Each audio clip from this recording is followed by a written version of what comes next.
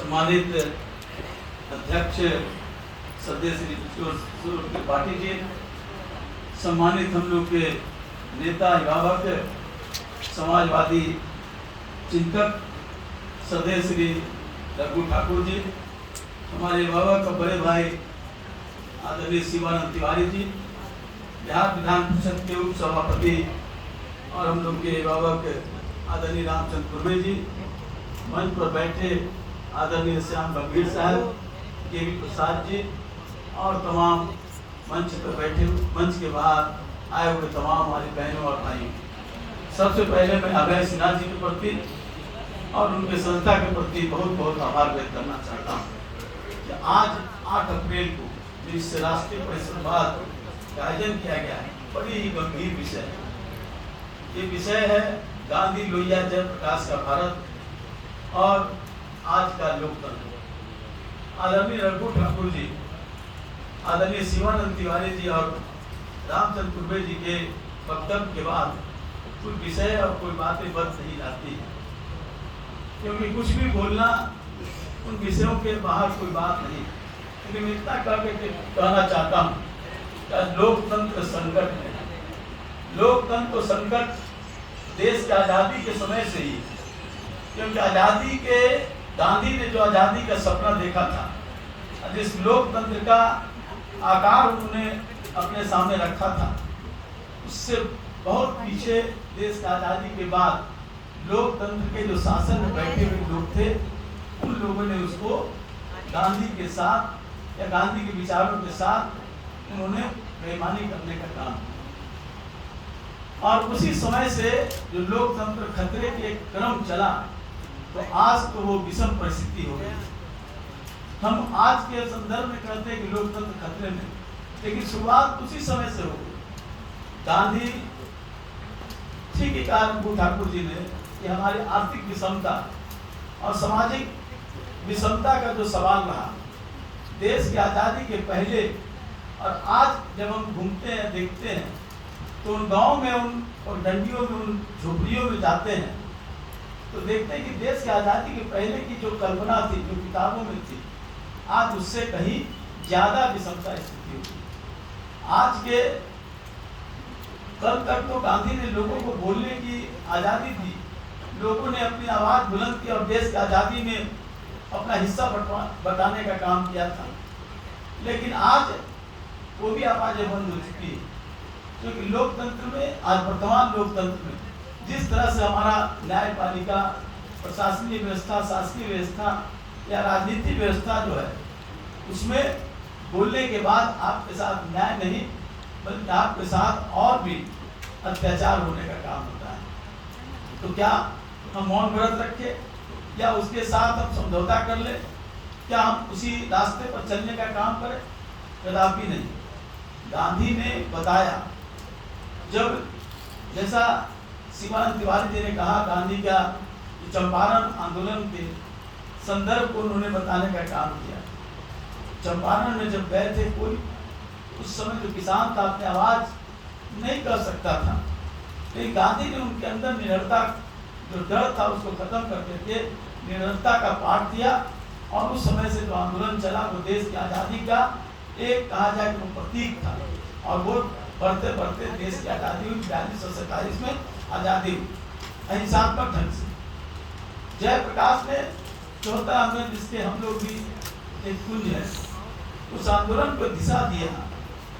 जब एक तानाशाही के खिलाफ आज़ादी हुई, व्यवस्था परिवर्तन की लड़ाई तो वहीं पड़ाव पर सिसक रही है, लेकिन सत्ता परिवर्तन होकर के कहा गया था कि सत्ता परिवर्तन होगा जो व्यवस्था परिवर्तन का माध्यम बनेगा, लेकिन माध्यम ही मंजिल बन गई कुछ लोगों के लिए, और व्यवस्था परिवर्तन आज और विकट स्थिति हो गई। तो आज हम सबको इन चीज़ों पर विचार करने की जरूरत है कि लोकतंत्र में जिस तरह आज धार्मिक व्यवस्था, जाति व्यवस्था और जिस तरह से आर्थिक विषमता फैलती जा रही है, ठीक ही कहा रघु ठाकुर जी ने कि 50% पूंजी चंद मुठ्ठीभर लोगों के पास और देश के 50% लोगों के पास मात्र 3% पूंजी आज प्राप्त है।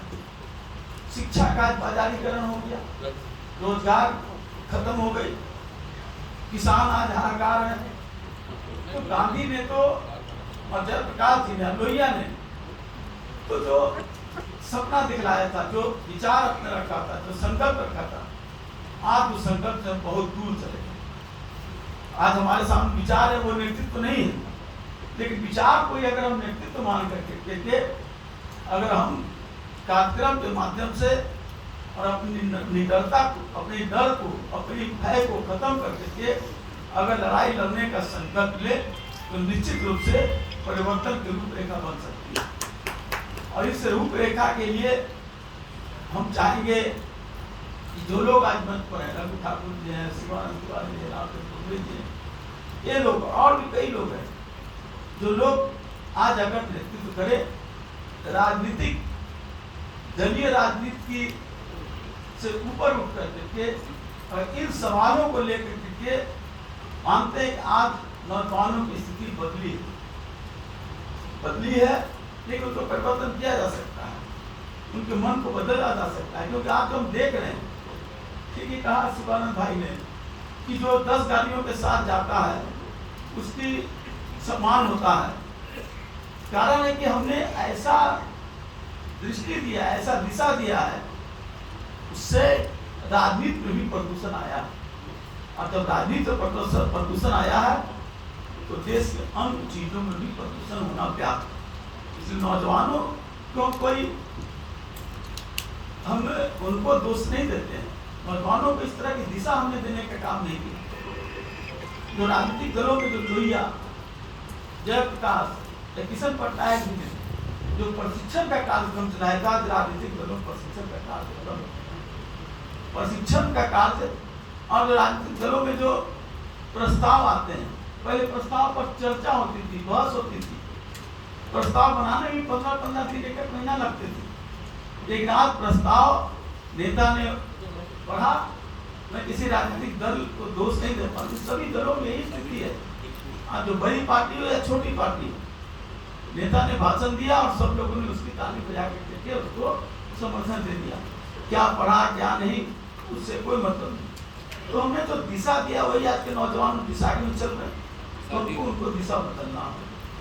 एक बड़ा संकट है, लंबी लड़ाई है।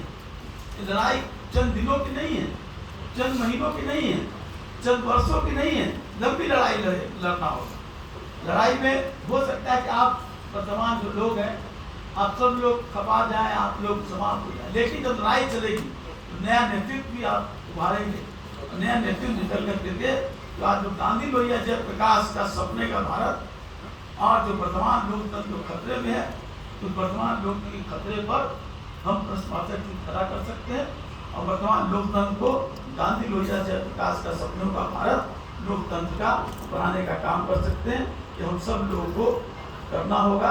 इन्हीं चंद शब्दों के साथ आज साथी में आज अभय जी नहीं है, अभय जी के यहाँ घटना घट गई, जो पता चला उन्होंने फोन पर भी कहा, तो वो नहीं है, लेकिन आज साथी और लोग हैं, किशोर जी और लोग हैं। मैं सबके प्रति आभार व्यक्त करता हूँ, धन्यवाद देना चाहता हूँ। आप लोग भी आए, अलग सवाल है, इस तरह के सेमिनार में लोग कम आते हैं।